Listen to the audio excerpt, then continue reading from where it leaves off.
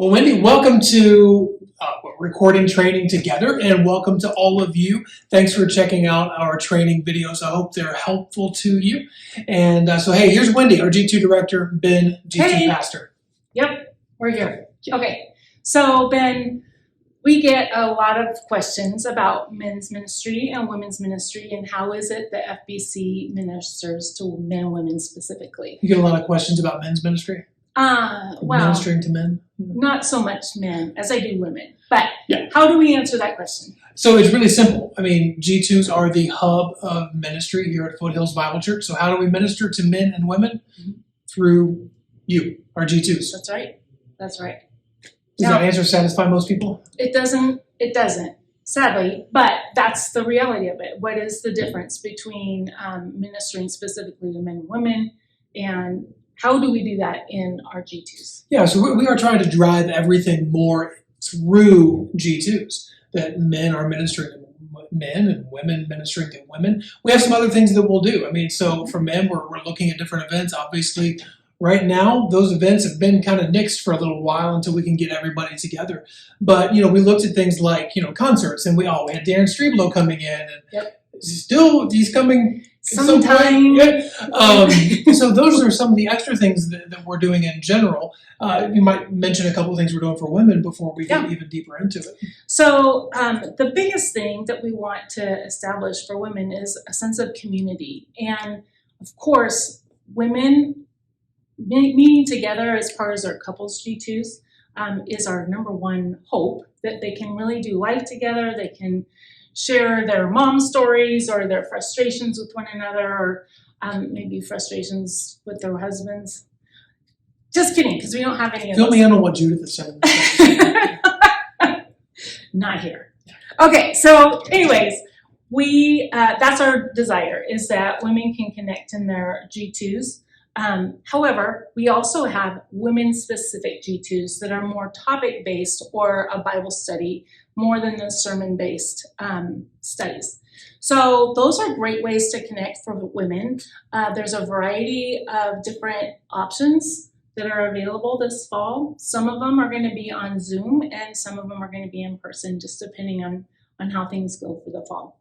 We also have Forever Moms, and we're going to be checking out some different options for how we do the Forever Moms program. We're combining the first steps and the next steps this year. We're simplifying it way down so that we can also move online if we need to quickly. But Forever Moms is essentially a group of moms that get together and just encourage one another in that very difficult role.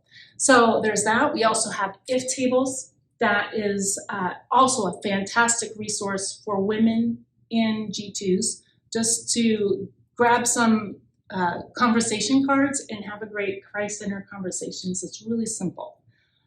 So those are the main ways that we do ministering to women. Yeah, and similar with ministering to men, and again, primarily through our G2s. So if somebody's coming into the church and they say, how do I grow? Well, number one, we're going to get you into a G2, and we want you to be in a sermon-based G2. If someone's saying, hey, I want to get into G2, which one do you want to go to? We're pointing sermon-based. That's where we want to go. But then there are some folks who have some more bandwidth, and they may hop into a men's G2. But you were saying something the other day, just as we were chatting, and kind of said if everything else was eliminated from church life, if we just couldn't do any of it, what was left? We have each other.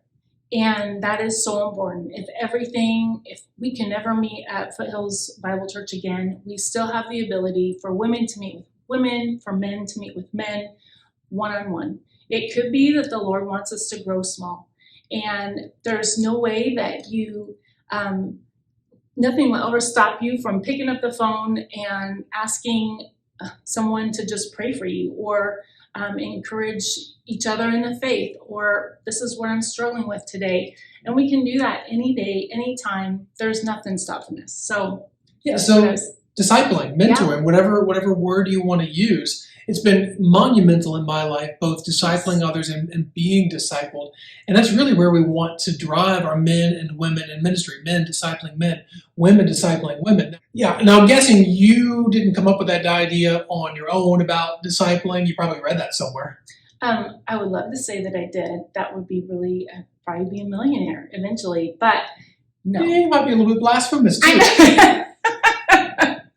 But in Titus, we're told that women should be mentoring women, the older and the younger. And many times, I, as the older woman, am getting mentored by the younger ones. They teach me a lot and challenge me in ways that I'm so thankful for. Yeah, Paul goes on in writing to Titus and says, yeah, in the same way, so everything he says to the women, the men should be doing the same kind of thing. And it's been the same for me. Like, the people that I'm mentoring or discipling, I end up gleaning a lot from them as well, or just learning from materials. And so that's one of those things that really we want to drive everybody into those kind of relationships in a natural and organic kind of way. Sometimes we think about discipling, we think we have to be these super Christian kind of people. Oh my goodness, yeah. It's very intimidating for some people, and we don't want it to be like that. No, it shouldn't be. No. It's supposed to be organic. You have lived life. You've lived life. I have. And there are things that we've learned. There are things that we haven't. And so we do life together and we have conversations. It doesn't have to be formal. There doesn't have to be curriculum. There don't have to be resources. No. Some of my best times, and I'd love to hear about yours too, have just been getting together with a guy regularly who comes in and says, okay, I'm dealing with this in life. I'm dealing with this in business. I'm dealing with this in marriage and parenting, whatever. What do you have to say about this? What does God's word have to say about it? Mm-hmm. Very same thing. Usually people just want somebody to be a sounding board. They want to be heard. And I strongly believe that we could put the entire counseling industry out of business if we would just learn to listen to one another. And this from a counselor. Look at that. I'm telling you, it's not that hard. Yeah. It really isn't. And people just want to be heard and listened to and prayed for and know that someone is there caring for them and thinking of them. Yeah, it's an exciting thing. So I realize that this can be new to a lot of people, and so maybe resources are something you need. And what we're about to show you, we're going to put these on the men's and women's pages on the foothillsbiblechurch.org website if you want to find those. But Wendy, what is it you like to use? Like, if you're going to use a resource for discipling, what is it? Yeah, I have one resource that I am going to highlight. It's from More Mentoring, but the book is called Together, Come, Be, and Move. So essentially, it's a mentoring guide for mentees and mentors.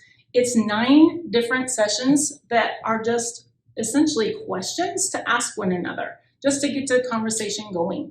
It takes completely the fear out of asking someone to mentor you or asking someone if you can just be a mentor for them. The book is there. It's if you can't get together in person, and it's an easy way to do a Zoom mentoring or a phone call. It just is super easy. So that's what I like about it. Oh, that's great. So every time that somebody says mentee, I think of Mentos. I know. Anyway, I got more resources, but I'm going to fly through some of these. Some that are just like, hey, if you're the type you got to study and know what you're doing in every way ahead of time and feel super prepared, here's some books about how to disciple. So, Discipling, right? By Mark Dever. Easy one of the 9 marks, right? Here's another one by Jonathan Dodson. Gospel-centered. If the word gospel's in there, I tend to like it. Gospel-centered discipleship. Right? Excellent one. Now, here's kind of our transition one, right, that I've really loved, because this one, the ways of the alongsider, it's a nav press kind of thing. The navigators kill it with discipling, right? They really do. So this one walks through kind of how to disciple, but while you're going through this with somebody, you're teaching them how to disciple them while discipling and being discipled yourself. So it's a really kind of a fun mix there. One that I have used a ton is it kind of walks through all of the basics of the faith. Discipleship Essentials by Greg Ogden. Really just a phenomenal book. There's some resources that go with it. Training at the 12 that kind of talks about how to do this. But it's a really simple thing, and it teaches so much about how to get into God's Word. It teaches about theology, just how to do life. Lots of great things in there. Again, you don't have to have these resources. That one has been broken out into kind of an update in some different sections by Robbie Gallaty. So he was a friend, pastor, acquaintance back when I was in Chattanooga, and so he's kind of got some different versions of that. Honestly, I've never actually gone through them, but they are. We've talked about them. They're the same thing in a different format than Discipleship Essentials. And then one that I couldn't find today, and you didn't grab for me either. I Wendy didn't has grab it for too. you. I know, it was a good one. It's okay. Trust me, we'll put it on the website. It'll be really good. But Gospel-Centered Life. And it's a series of 4 books. And it's something I went through in its old version, Gospel Transformation, when I was in college. I know Pastor Sean went through it as well. Absolutely life transforming about how we live the gospel day to day and the difference that it makes in our life. So those are just some resources you can use. I realize we just started out saying you don't need resources. Then we're like, here's a bunch of resources. We know people like resources sometimes, right? We want you to be equipped. Here's some other resources. Wendy, she's a resource. I'd be happy to chat with you. Yeah, we can disciple people and discipling, Absolutely. Right? It doesn't have to be intimidating. It is doing life together, and that's something we want to train people in. And so don't look at this as, hey, if you're a G2 leader or in G2 leadership, that you have to be out there discipling somebody. We'd love to see it. We want it to be natural. Just recently, it can be a one-off kind of thing. Like there was a guy in my G2, because I'm paying attention to people, because I'm a G2 leader, right? He came in, he looked a little upset. It wasn't his normal self. And I said, dude, what's up? You okay? Things going okay? He's like, yeah. Just, a little angry about this. And, this is kind of upsetting me, and I'm just kind of struggling with it. And so I said, hey, we're going to go grab breakfast later this week. And we did. And we chatted through things, and we went through God's word and just life and reasoned through some things together. And that's all we're really talking about, is just doing life together. I'm sure you've got a bunch of stories like that yourself. Yeah. And one thing that is a little people are fearful of, is once you start a mentoring relationship, that it means that you're in it for life. And how cool would that be, though? It would be super cool. Yeah. But I mean, in that intense study, like have to check up on each other all the time. A lot of times people are women and busy. I don't have time. Well, mentoring is more like a lifestyle of, this is how we do life together. That's what we're looking for. That's what we're looking for. It's not that hard. It doesn't have to be a huge textbook thing. It's just conversation and prayer and pointing people to Jesus and saying, he's the one that can give you the answers, but I'm here to listen to what you're struggling with. Yeah, and we do that in regular time. So, yes. I mean, I was going to have a meal anyway. Why not have it with somebody? Or maybe, I can wrench on a car and have somebody sitting there with me, either learning how to do it or just chatting as we go. Right. Some of you are okay, like running together and talking. I can't hardly breathe when I'm running. So it would I wind do up that. Being a CPR. Yeah, a little too close. But I do like take a hike. Something like that. Go for a drive together. Because then I know for men, if you're in the car, you get that windshield time where you don't actually have to look at each other, and it can be easier to talk that way sometimes. But what are you? Yeah, exactly. Yeah. What are you doing? What is your normal life that you could just invite somebody alongside you in? And that's the way of the alongside, right? That's right. That's right. We want to make it just that simple and just that doable. Yeah, it's an organic thing. We hope that this is going to be something that just floods through our church, because it will be absolutely transformational. Yep. So, all right, we would love to train you up in those things if you need it, but otherwise, go and just live and enjoy it, and find somebody that can invest in you too. Mm-hmm. You guys have a great time. Thanks so much for checking out these videos. Parting words, Wendy? Make sure that you look at the resources on our website on the men's and women's page. We'll have a link to all the things that we talked about today, ready and available for you. All the time. If you have any questions about any of the videos that we've gone through, just give us an email, text, call, whatever. We'd love to chat with you, and make sure you're getting set up with your coaching meetings too, because we love those. Yes, we do. Yes, we do. All right. We'll see you guys later. Bye. Okay, that was good. You can edit away.